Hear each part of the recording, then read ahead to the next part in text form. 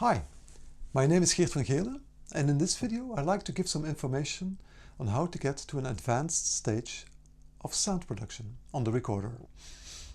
This video is part of a series that accompany the iBook Thoughts on the Recorder, which is available through my webshop kettenbergrecordings.be, and you can find a link in the description, and I've also included a clickable link at the end of this video if you want to learn more about it. Just as with the basic sound production, I would like to start off by talking about breathing. But by now, it is time for this technique to be cranked up a notch by adding what is called breath support. You start off by breathing low. If you feel unsure about your low breathing, please check video 11. The idea of breath support is to flex your diaphragm when your tummy is filled with air. The diaphragm is a membrane that separates your lower intestines from the organs inside your chest area. This membrane can be activated by muscles in a way that it creates a downward pressure. If you feel unsure how to activate your diaphragm, here is an easy way to feel the workings of it. First, breathe in low. Second, without taking in more air, close off your mouth with your hand. 3. Blow forcefully into your hand, making sure that no air escapes. 4. Repeat blowing into your hand with a pulse. 5. While you do this, feel what is going on in your tummy. The muscles that are working are the muscles involved in working your diaphragm. 6. Now you can activate these muscles in the same way, but without blowing into your hand. When in doubt, check again with your hand. Number 4.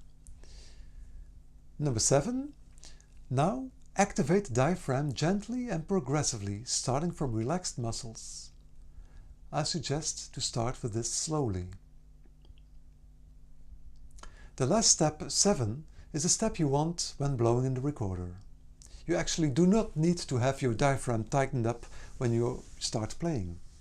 It needs to be there in standby, ready to be activated.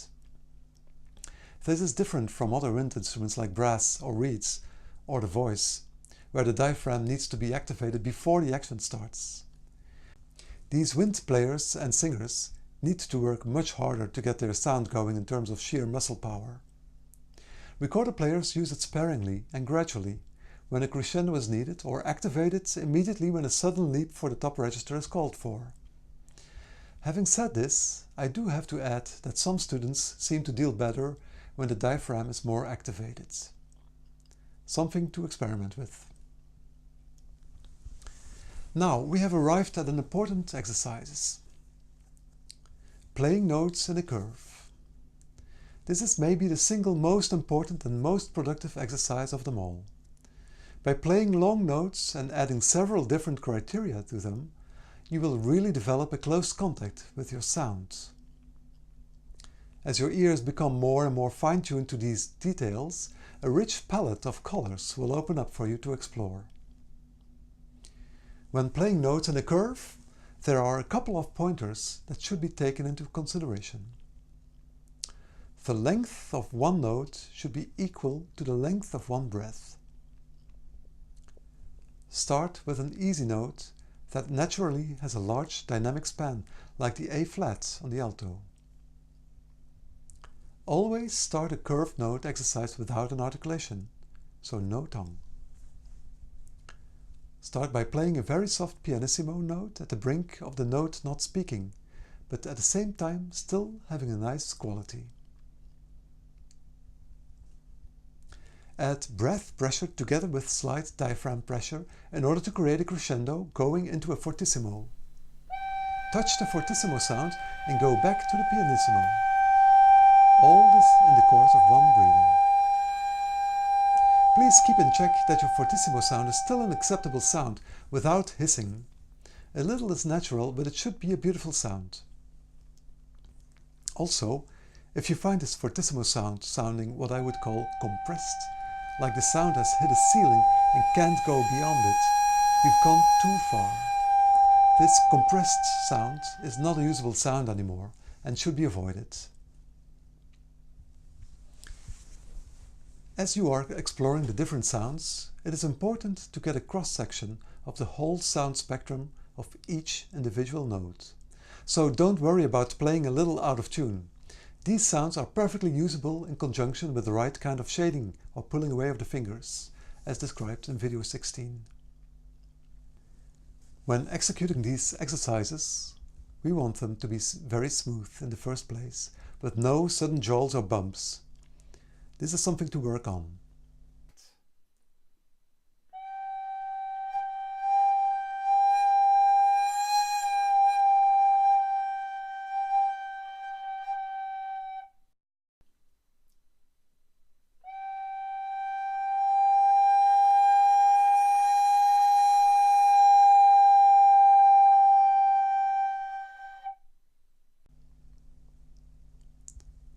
Practice also on the different fingerings, starting in the higher register, leaving the lowest notes F, G, A, and the middle register E, F, G for last, because these notes are the most difficult to control.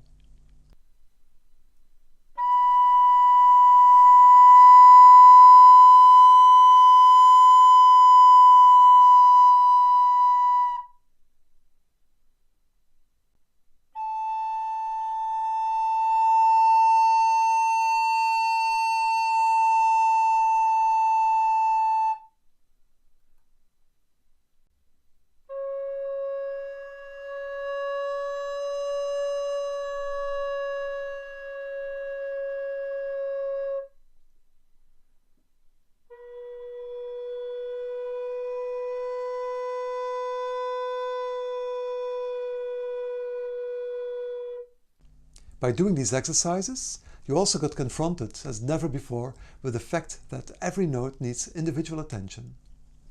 As it turns out, every note offers a complete sound palette of its own, where you as a player can choose individual colors from. Mix and match the different colors from the different notes.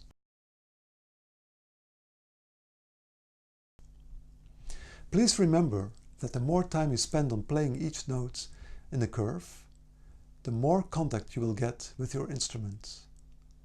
I suggest to practice every day these exercises for at least 15 minutes and preferably 30 minutes. When you start to feel comfortable with these exercises, you want to apply this newly acquired technique to music. I would like to suggest sticking to some slow movement. The slower the better. You also want to think of these slow sentences as arches, which you play with crescendos and decrescendos. In order to achieve perfect control over these, you will have to pick and choose a particular color from each fingering palette to match that part of the melody arch in a perfect way. By practicing long notes, you are actually training your body to internalize every aspect, every detail of every note, every arch, so that at a later stage, when actually playing you can retrieve all of this information without thinking actively about it. It has become automated.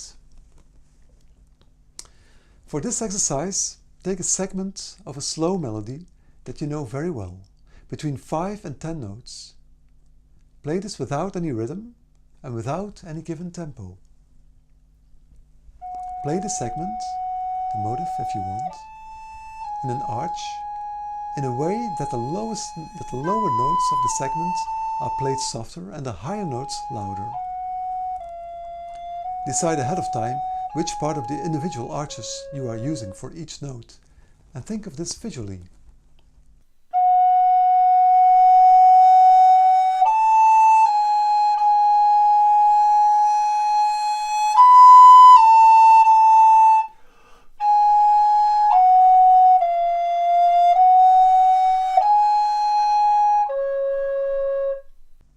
If you feel pretty good in control of this, you may now play the same segment with the necessary rhythm, but keep your focus on the overlaying arch.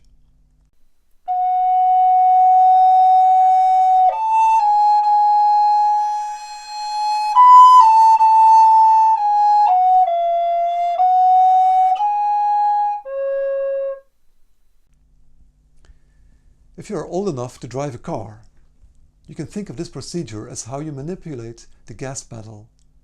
Before you apply any pressure, you already know how the car is going to respond. If you are not old enough to drive, imagine you are allowed now for this exercise. Also, here on your recorder, you anticipate how each note is going to sound and which breath pressure will be necessary to have the outcome that you want. You know this because you have learned this from doing the exercises on the individual notes, on the individual arches. One tip.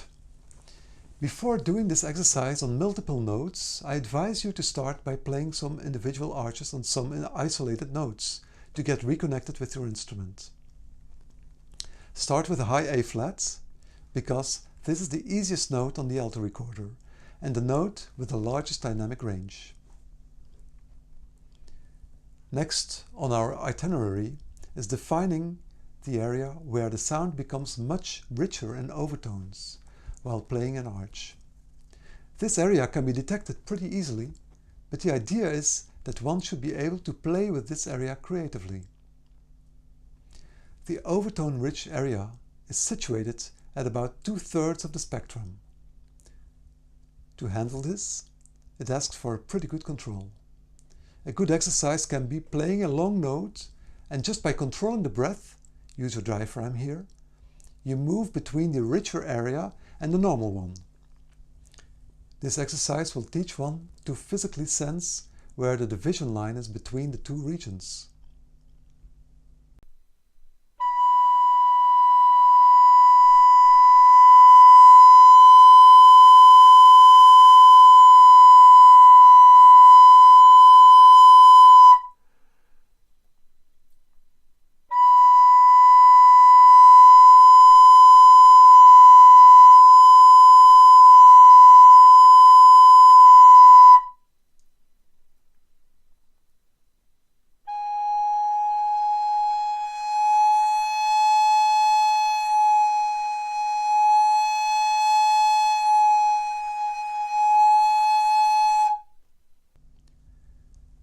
When practicing the curved notes, it is important to keep checking on the projection of your sound. As described earlier on, I talked about the importance of sending the sound away towards the end of the room, as well as guiding the sound as if presented on a platter with which you walk towards the end of the room. This feeling of projection can be fine-tuned even more. I often imagine the sound being transported through a tube, relatively small in diameter, about 5 centimeters, 2.5 inch, but almost as long as the distance you need to cover in order to reach the end of the room. Now, as you are blowing into the tube, by the way, in case you wonder, the tube doesn't weigh anything.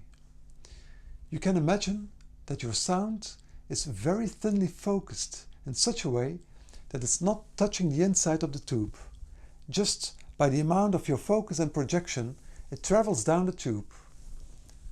The sound must be very slick on the outside in order not to touch the tube. This slickness resembles the smooth, bump-free breath pressure that you have mastered by now. The inside of the sound tube, so to speak, is bursting with energy, a constant whirling activity. I don't think I can better phrase it better than how I mentioned it before. A sound shouldn't be passive, it shouldn't be stale, but instead something that has to move constantly, a medium that transports energy. As a last item in this video, I want to talk about singing with your inner voice. Let me first go over this technique one more time. Whatever note you are playing on your instrument at any given moment, you want to sing this note along inside your head by imagining the same sound. If you are still uncertain about what this really means, just think of a song and sing this song with words and all, with expression, with feeling, but without making any noise. There you are. Go wild on the feeling and expression part and let your imagination take over as much as possible. If you have established a good contact with your instrument sound-wise, here is where the curved note exercises come in, then your feeling your musical expression will be felt by the listener. We've come here actually at a very important point, a point where one can determine the difference between an amateur player and a professional one. An amateur player can have the most heartfelt feeling, can have the most exquisite expression with his or her inner voice. But if the connection with the instrument is not established sound-wise, then only the player will feel all the emotion. This is not a bad thing, not at all. But the listener will feel no emotion coming from the player. For a lot of amateur players, this will not be a big issue, since they want to focus on their own musical experience. This is why they chose to play an instrument. They want musical fulfillment by creating music themselves actively, instead of passively having to take in the interpretation of other musicians. I specifically use the word other musicians. To me, these amateurs are on an equal musical level as professional musicians. The only thing they lack is the technique of conveying their feeling and expression into their sound. A technique that can be achieved, but that takes a lot of dedication. Again, curved notes. Of course, I'm talking here about musical level. Amateurs who have dedicated themselves to achieve a professional technical level in coordination speed, they will normally also have achieved a connection with their sounds. For these musicians, the only thing lacking is getting paid. When you do have established a good connection with your sound, once again, focus on sound exercises. Singing with your inner voice will connect you much easier with your instrument, with your sound. It will keep you from listening. If you are listening while you are playing, you will be judging yourself. You put yourself in a distant position and you look down on yourself, telling yourself what's going wrong, how bad this, that and the other thing is. And because your mind is so occupied with this, you are no longer in the driver's seat, you are no longer singing, and you lose contact with your sound. Singing demands activity, being in the moment, creating. There can be no mental space for judging. Or you sing, or you judge. You cannot do both. It's a conditio sine qua non. In the section of my book which describes the advanced sound production, I explain in great detail what I mean by this. In chapter 4 of the book, I also describe a technique how to focus your concentration in order to play musically. And also I describe how this is different from playing expressively. This 4th chapter will only be available when downloading the iBook, however. So no video on that. That's all for now. If you follow the link, you can watch the next video in which I will explain how you can develop your vibrato. Thanks for watching. Have a great day.